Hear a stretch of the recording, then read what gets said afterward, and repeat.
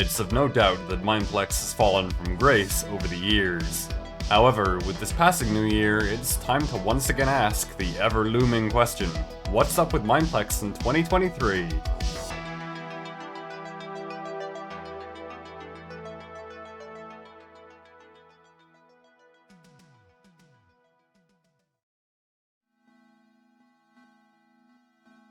As my way of starting the new year, I've decided to once again cover the infamous once king of Minecraft multiplayer.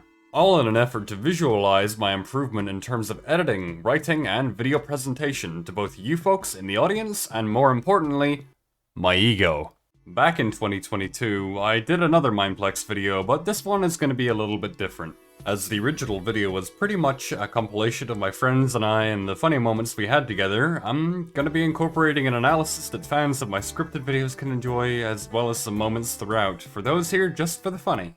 In this video, we're gonna switch to Hypixel without telling anyone. Yes. So, no matter what you're here for, you're gonna have to watch the whole thing. So, without further ado, sit down and get comfortable as we once again take a plunge into the not-so-popular world of Mineplex.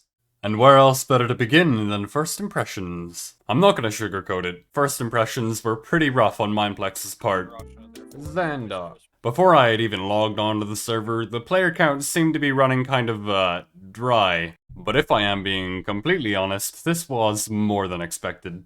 And for those of you curious as to why I used footage of Mineplex from December for that intro, that's the neat part.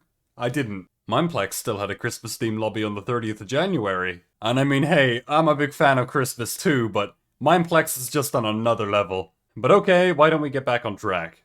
Now that we were on the server, we managed to assemble ourselves into a party with relative ease, which was quite the pleasant surprise. But it was bold of us to assume that Mineplex would let us get away so easily. The server refused to let a lobby begin, no matter the amount of people who queued up, which was just a great start. After enough wrestling with leaving and joining queues, we managed to get into a game. Or at the very least, everyone in my party but me did. Come on! I just can't! Yes! What the? Oh! Yes! Let's go! Let's go! We're spectating. I, What do you mean we're spectating? I got booted! Being the good friends I invited to help me record footage for this video, they proceeded to gloat over their achievement for the following 6 minutes, before finally handing me back party leader. Yes. I'm in! No! Why are we in an empty lobby? Appity, send us to an empty lobby! Finally, after some struggling and significant lack of intelligence, we found ourselves in a match of nano games. Are you dragged in? I'm spectating, yeah, I'm spectating. This took only a short 26 minutes. But alright, I won't let that get in the way of what was, honestly, not a terrible overall experience. But before we get ahead of ourselves, how was the gameplay?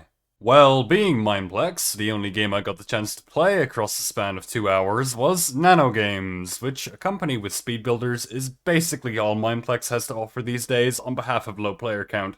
Now that's been clarified, what exactly did I think of Nano Games? Well, in order to answer that, we first need to outline what a nanogame actually is. Nanogames are a collection of small and various Minecraft minigames combined into one big lineup of fun for the whole family. These games include, but are not limited to, recognizable titles like Spleef, Bokbok's Wrath, Color Swap, Dropper, Frenzy, Gladiator, Hardcore Parkour, Jump Rope, Minecart, Nano Battle, Red Light, Green Light, and hey, last but not least, we have Splore. Okay, fine, maybe some of the names are a little more recognizable than others, but we're gonna go ahead and cut to the chase. Overall, the game modes are short and sweet, and for the most part, they don't overstay their welcome. Besides Frenzy, in which case joining late to spectate may result in some of the most insufferable gameplay of all time. Okay, They're not even doing anything, they're just standing here looking at each other. Listen, at the very least we know our competition isn't very bright. Now, while I can list a bunch of minigames to you here and now, those names are pretty meaningless whenever you have no understanding of what exactly they are. And considering that Mineplex is averaging a solid 50 players simultaneously, I think the proportion of my audience who knows what's going on is a bit of a VIP club. So, without further procrastination, what exactly is unique about Mineplex? Just before I begin here, I want to note that I'm not going to describe every game mode because, admittedly, some of them are pretty filler. But let it be known that there are diamonds in the rough here. Those diamonds in particular are the exceptional games which are mostly unique to, or at the very least well executed on, Mineplex. Beginning from the bottom, we have Bok's Wrath. Players are put into an arena and expected to fight one another to get inside of a container that closes after a set number of seconds. Everyone caught outside the container are killed by Bok, who watches over the arena. This game can come down to some real close calls, particularly when players are evenly matched in later stages, and even more so when the container downsizes to its smallest setting. Let's go. Oh my gosh! Are you kidding me? No! Hey, this is editor Appity. Sorry to interrupt your video. I just realized that I kind of have to ask you to subscribe if you like what you see. Alright. Okay, I'll leave you back with the video. Alright, have a good day. And next up, we have Frenzy. Players are once again dropped into a flat and sizable arena, each in a team of 2, and instructed to eliminate the enemy players. Every team is provided with a colored wool block to defend against one another. As the wool block is broken, the corresponding team's ability to respawn is destroyed too. In essence, it's similar to that of Bed Wars, but with a significant lack of the void present, and more teams in a tighter space to compete with, resulting in a fun and chaotic free-for-all and war of attrition. After having had your wool be destroyed, it can even be quite exciting to run around the map in a mad dash to escape enemy players. All the while, they want to both finish you for good, but in doing so, they might leave themselves open to other enemy teams that are still in the running. Every single time I see Appity, I think he's about to attack us. I'm like, wait, that's This not pink purple. wants my... No! You ran in front of me! And with that, I think that's a good place to leave Frenzy for the meantime, so we're gonna go ahead into Gladiators. Gladiators is a twist on the 1v1 style game type. Prompting players into duels in 1.8.9 combat, Gladiators' winner is decided by who wins the most 1v1 duels against their opponents in a fast-paced and action-filled minigame. And lastly, my all-time favorite, Nano Battle. Nano Battle takes place atop a floating island, and divided into 4 sections. Each one is armed with a corresponding team of players, who are tasked with collecting a selection of blocks to use to their advantage before the walls fall and release each team onto each other. Each team can choose to either defend a tower, or roam the ground in search of players to kill. However, while those towers might be well defended from players on the ground, they're not at all protected from the ever-shrinking border, which tends to kill players caught on it for too long. Now that we're all on the same page as to what Mineplex has to offer in 2023, I believe it is equally important that we actually evaluate nanogames as a whole. While the minigames are good in concept, it doesn't necessarily mean they're actually good. And so, I believe it is time that we ask, what fun is there to really be had on Mineplex? I've found that the best place to start is with the most obvious of problems, and that, in my mind, is surprisingly hard to come up with. Yeah, we had extraordinary difficulties actually being able to collectively join a minigame lobby at all to begin with. Why am I the party leader? I got kicked again! But ultimately, that has no bearing on the quality of the minigames themselves, which were pretty okay for the most part. I experienced little to no bugs in nanogames, which was a genuine shock, but that isn't to say that there weren't 1 or 2 hiccups. Do you guys see my name tag? I'm stuck outside of the map! But if I am being completely honest, it was kind of funny. Oh my... Oh,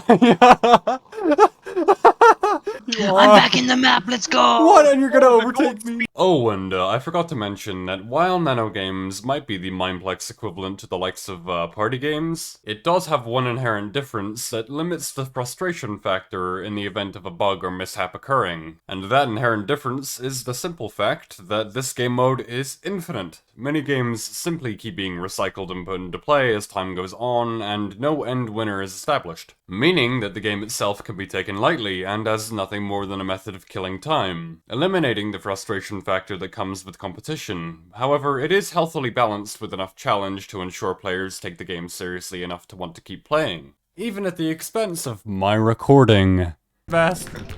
No, we're in the middle of a game! We ain't leaving! I'm the Appity, one we can't recording! leave. Now, this infinite rotation of game modes does come with one unavoidable issue, being that the rotation comes down to luck, the only discernible thing being that it doesn't replay the same game mode twice in a row, as far as I've seen anyway. Now, this isn't so bad as most of the games are pretty entertaining, but the key word being most. In my original video, I had the pleasure of repeatedly having to play Ors, which can only be described as a prison server, but worse. This is peak gameplay. This is perfect for a video. This is great. The audience is gonna love it. However, this time I was blessed, and throughout the entirety of our recording session, I didn't have to play it once. But ultimately, this is all just luck of the draw, and there's no saying that one day you might log on and have to endure your least favorite game modes in rotation on repeat. But alright, that's enough of a rant. I believe it is time we finally tackled the big question. Is Mineplex worth revisiting in 2023? Mineplex has no doubt fallen from grace, and it's just not able to compete with the likes of Hypixel or MCC Island in the modern Minecraft multiplayer competition. But while Mineplex might no longer entertain the hundreds of thousands that it once did, it still has some passive fun to offer those looking for a different scene. Other than that, there are few reasons to visit in 2023, unless you played years ago, in which case it could be fun to take a look back at what once was. But after all is said and done, even after accepting that it will never again rise to the top, I am more than ready to admit that as a whole, I can't help but have a soft spot for Mineplex. It entertained me as a kid for days on end, and even after being through so much trial and tribulation, it entertained my friends and I once again, if only for a few short hours.